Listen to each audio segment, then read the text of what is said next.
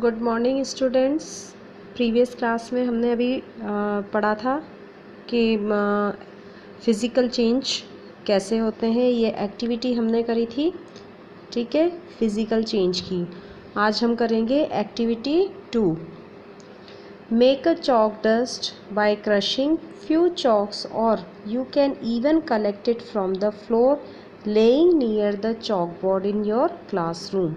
हम एक chalk dust तैयार करेंगे, कुछ चॉक्स को लेकर के उसका पाउडर बना लेंगे। To the dust add a little amount of water. अब इस चॉक के डस्ट के अंदर थोड़ा सा पानी मिक्स करेंगे। टू मेक अ पेस्ट, पानी मिला करके उसका पेस्ट रेडी करेंगे हम। And roll it into the shape of a piece of chalk. और उसका पेस्ट बनाने के बाद उसको हम रोल करेंगे। किस शेप में रोल करेंगे? वापस से चॉक की शेप में। Keep it aside for some time and let it dry. और शेप देने के बाद उसको हम साइड में रख देंगे सूखने के लिए। Was dust reformed back again into a chalk. क्या ये जो चॉक डस्ट है वापस से चॉक के अंदर कन्वर्ट हो सकती है? Now activity 3। Take some ice cubes and keep them in a glass. कुछ बर्फ़ के क्यूब्स लेंगे हम और उसको ग्लास में रखेंगे। Place the glass in the sun to melt a small portion of ice. अब इस ग्लास को हम सूरज की रोशनी में रखेंगे जिससे कि जो आइस है वो मेल्ट हो जाए। You will get a mixture of ice and water. आपको क्या मिलेगा? आइस, बर्फ़ और पानी का एक मिक्सचर मिलेगा। Now place the glass in a freezing mixture. Do we get back solid ice back again from water. अब हम इस आइस और वाटर के मिक्सचर को हम वापस से किस में रखेंगे? फ्रिज के अंदर रखेंगे। और फ्रिज में रखने के बाद क्या वापस से हमको वो ये जो मिक्सचर है वो आइस क्यूब्स की फॉर्म में मिल जाएगा? ठीक है, ये ऑब्जर्व करना है हमको। Now activity 4। Take a container and pour some water in it for boiling. एक बर्तन लेंगे और उसमें पानी डाल करके पानी को बॉईल करेंगे। You will see the steam rising from the water surface. आप क्या देखोगे? जब वाटर बॉईल होता है तो उसमें से स्टीम निकलना स्टार्ट हो जाती है। Take another pan and hold it inverted by its handle over the steam at some distance from the boiling water. एक दूसरा पैन लेंगे और इस स्टीम के ऊपर थोड़ी देर उसको पकड़ के रखेंगे। Observe the inner surface of the pan in which water is boiling. अब हम जो दूसरे बर्तन को हमने उसके स्टीम के ऊपर होल्ड करके रखा है उसको हम देखेंगे। Do you see any water droplet inside it. क्या आपको उस बर्तन में पानी की बूंदें दिखाई देगी? Now activity 5। With a pair of tongues hold a used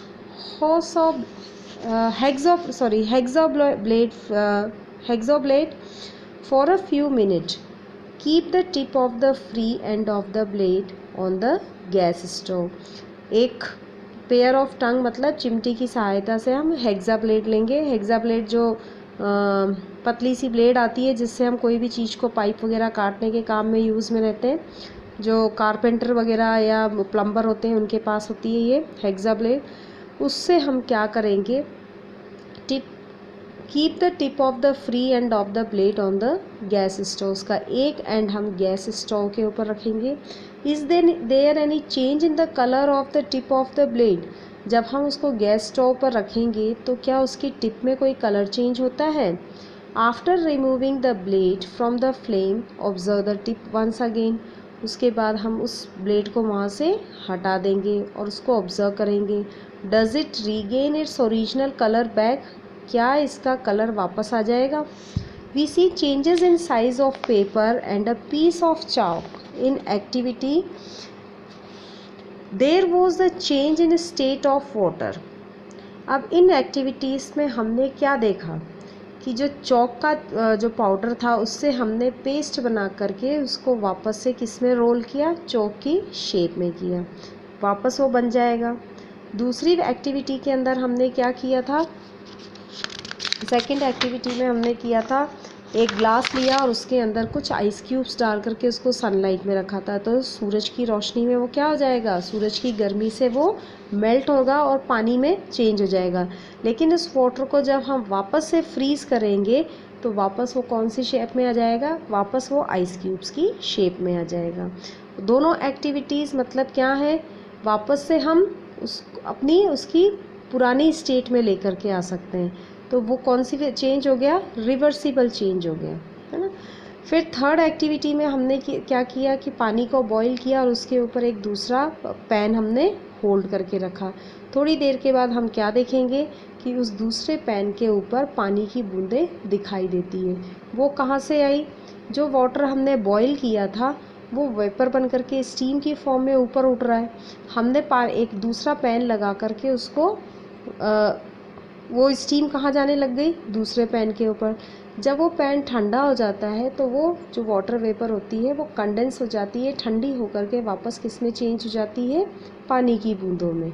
ठीक है, वापस जो स्टीम है वो वापस पानी की फॉर्म में आ गया, मतलब वापस अपनी पुरानी स्टेज में आ गया वो।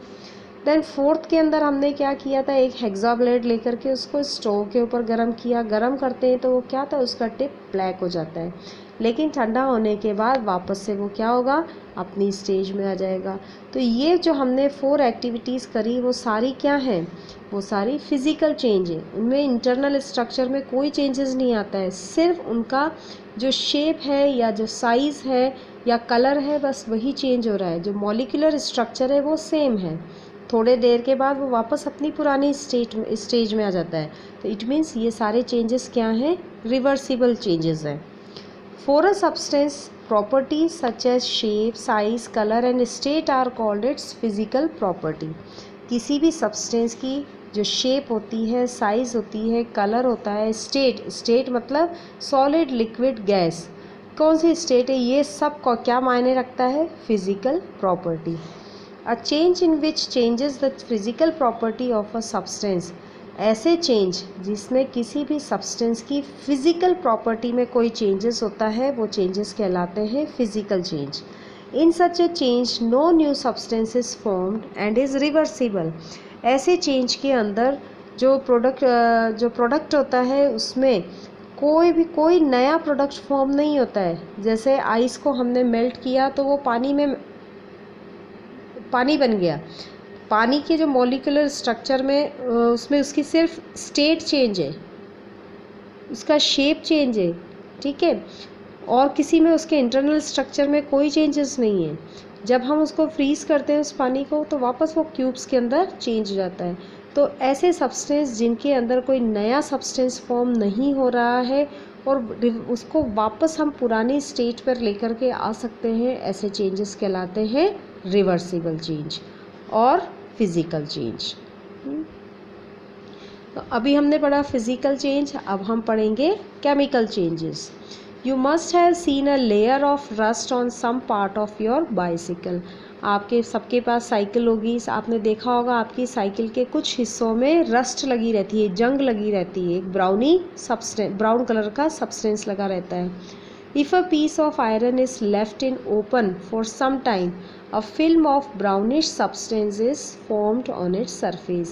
कोई भी लोहे का एक टुकड़ा अगर हवा में कुछ दिनों तक रह जाता है, खुला रह जाता है, तो उसके ऊपर एक ब्राउन कलर का एक सब्सटेंस डिपॉजिट होना शुरू हो जाता है। This brownish substance is called rust. इसको हम क्या बोलते हैं, rust.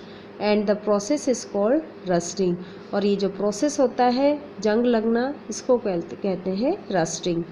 Iron gates and fences of parks or farmland, iron benches kept in lawns and garden, almost every article of iron kept in the open gets rusted। जितने भी articles, जितनी भी चीज़ें लोहे की या जो लोहे की बनी हुई होती हैं, जैसे लोहे का गेट है, बेंचेस हैं, जो बाहर खुले में रखे रहते हैं, उन सब के ऊपर जंग लग जाता है। When exposed to air for some time, shovels, spades get rusted kept in our homes. हमारे घर के अंदर भी जब जैसे फावड़ा है, कुल्हाड़ी है, अगर हम उसको हवा में कुछ समय के लिए खुला छोड़ देते हैं तो उनमें जंग लगना शुरू हो जाता है। In the kitchen if a wet iron pan is left in that state for some time it often get rusted. इसी तरह से हमारा जो लोहे का तवा होता है चपाती बनाने का, अगर उसको हम ऐसे ही उसी एक ही स्टेज में थोड़े समय के लिए छोड़ देते हैं तो उस पर जंग लगना शुरू हो जाता है। Rust is not iron, it is different from that on which it gets deposited. Rust का मतलब आयरन नहीं होता है। आयरन एक रस्ट बिल्कुल एक डिफरेंट एक प्रोडक्ट होता है, ठीक है, जो लोहे के ऊपर डिपॉजिट होना शुरू हो जाता है जब लोहा एटमॉस्फेयर की एयर के कांटेक्ट में आता है। Let us consider a few more changes which result in formation of new substance.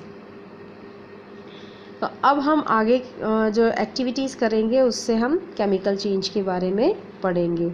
It is advise not to stare at the burning magnesium ribbon as it dangerous for your eyes to look at it for long.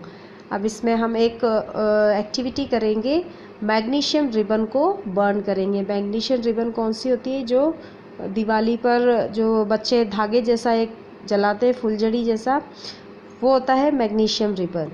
तो ऐसा advice किया जाता है आपको कि magnesium ribbon को जलते हुए अपनी आँखों से स्टेयर मतलब घूर कर उसको देखना नहीं चाहिए। एक ही स्थिति में उसको देखना नहीं चाहिए लंबे समय तक, क्योंकि इससे आपकी आँखें खराब हो सकती हैं। ठीक है, तो केमिकल चेंज के बारे में हम नेक्स्ट क्लास में पढ़ेंगे।